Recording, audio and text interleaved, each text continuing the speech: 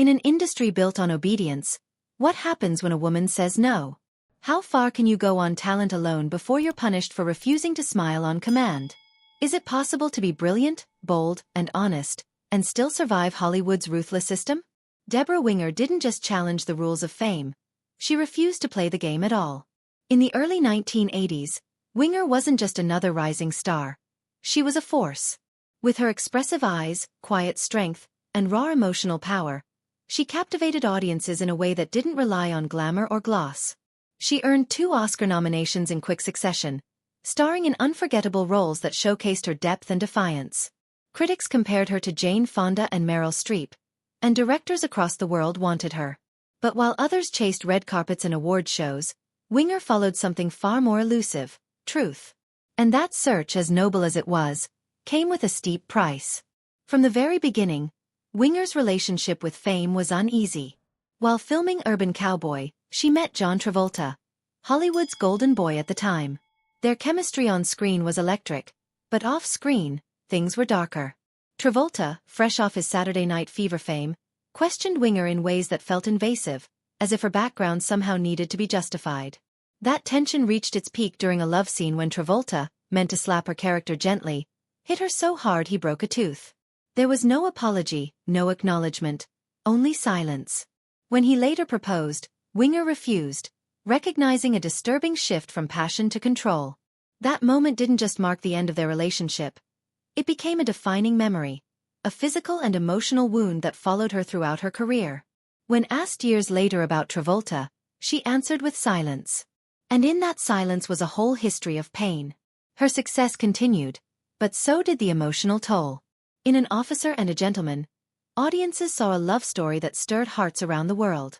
But Winger's experience filming it was anything but romantic. Her co-star Richard Gere may have seemed soulful on screen, but to her, he was cold and unreachable, a brick wall. They barely spoke when not filming, a truth confirmed by their fellow actor, Louis Gossett Jr. While some blamed Winger's temperament, few looked deeper. She admitted that her own insecurities sometimes made her edgy, and she didn't hide behind false smiles. But behind her boldness was a deeper frustration. Director Taylor Hackford and producer Don Simpson didn't just challenge her. At times, they outright disrespected her. When Simpson said she wasn't fable enough to lead the film, it cut deeper than a casting insult. It was a reminder of how women were judged not by talent, but by how easily they could be controlled and sold. Hollywood didn't want actresses. It wanted compliant figures. Winger wasn't one. She was asked to take diuretics to fix what they called facial puffiness, as if her natural body was a flaw. She pushed back, and at one point, she stopped production over a scene that felt false. Though Hackford was angry, he later admitted she was right. But in that world, being right didn't matter if you were a woman who raised your voice. That kind of courage wasn't celebrated. It was punished. She never worked with Hackford or Simpson again, and in every interview that followed, she avoided naming them, letting her silence speak louder than any headline ever could. Her refusal to conform became her quiet rebellion. In the 1990s, Winger was cast in A League of Their Own, a film she took seriously. She trained hard, learning baseball to accurately portray a female player from World War II. But when Madonna was added to the cast, something shifted. The film, once imagined as a tribute to forgotten women's history, began to lean toward pop spectacle. Winger didn't argue, complain, or cause a scene. She simply left. No press conferences. No dramatic exits. She walked away, choosing integrity over spotlight. Her comment on Madonna's casting was sharp but not cruel, just honest. She believed in stories with substance, not branding. The movie became a beloved hit with Geena Davis in the role, and Winger never looked back. Her absence, like much of her career, became a statement louder than words. And yet, not all of her clashes were with men. On terms of endearment, the film that earned her another Oscar nod, her on-screen bond with Shirley MacLaine was mirrored by real-life conflict. MacLaine, a seasoned Hollywood legend, was old school. Winger, fierce and independent, didn't care for hierarchy. Their dynamic was intense, sometimes explosive. During one take, frustrated with MacLaine missing her mark, Winger made a gesture so provocative that MacLaine later wrote about it in her memoir. But even in their tension, there was a strange kind of respect. Winger once said it was like 2 boxers, both powerful, both proud, both unwilling to back down. They may never have liked each other, but they recognized the fire in one another. It was that same fire that made their performances so unforgettable, and their real-life feud so legendary.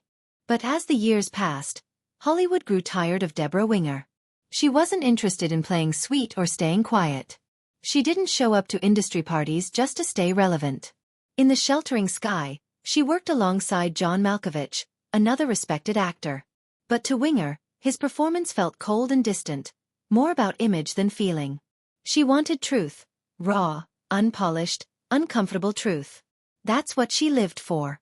That's what she gave to every scene. And when she didn't find it in her co-stars, she couldn't pretend. Winger never insulted Malkovich personally, but she did say that his style represented everything she couldn't accept in a scene partner. Performance over connection, polish over pain. She never worked with him again. Over the course of 2 decades, Deborah Winger delivered performances that critics adored and fans remembered. But instead of being embraced as a visionary, she was branded as difficult. Men who argued for their vision were called geniuses. Women like Winger were labeled trouble. She was passionate, exacting, and unafraid to say no, and that terrified people. Director James Bridges once shut down a production in anger because Winger refused to do a scene. Later, he admitted she was right. But in Hollywood, being right as a woman rarely leads to more opportunities. It leads to exile. By 1995, Winger had enough. She didn't throw a farewell party. She didn't call a press conference. She just told her husband, "I'm done." And that was it. She walked away. Not because she failed. Not because she was forgotten. But because she had nothing left to prove. The scripts coming her way were dull, lifeless, empty. She didn't want to repeat herself, or worse, become a caricature of the actress she once was. Her choice wasn't a breakdown. It was a breakthrough. She chose her life over her image, her family over the flashing lights, her dignity over desperation. She wasn't destroyed by Hollywood. She walked away from it, with her soul intact. Deborah Winger's story is one of quiet revolution. She didn't scream or scandalize. She didn't throw tantrums on set. She simply said no again and again, to a system that asked her to shrink herself. Her career might not have followed the path many expected, but it was hers. Entirely hers. In a time before hashtags, movements, or viral posts, she stood up to sexism, manipulation, and artistic compromise. Alone. She never asked for pity. She never sought revenge. She just lived her truth, and let that truth guide her choices, even when it cost her everything. Today the industry is changing. More women are speaking out, more stories are being told, and more actors are reclaiming their voices. But long before it was safe to do so, Deborah Winger was already fighting that fight. Her silence was not weakness, it was strength. Her absence wasn't failure. It was freedom. And her story remains a powerful reminder that talent, no matter how great, is never enough in a world that punishes you for having a voice. Was she difficult, or was she simply honest in a world built on lies? That's the question that lingers. Her legacy forces us to look deeper, to ask more of the stories we're told, and to honor those who choose the harder path. Not for glory, but for truth. If you were moved by Deborah Winger's story, take a moment to like this video and subscribe to the channel. Her voice may have been quieted in Hollywood, but it doesn't have to be forgotten. Let's keep stories like hers alive, because sometimes, the strongest voice is the one that refuses to whisper just to fit in.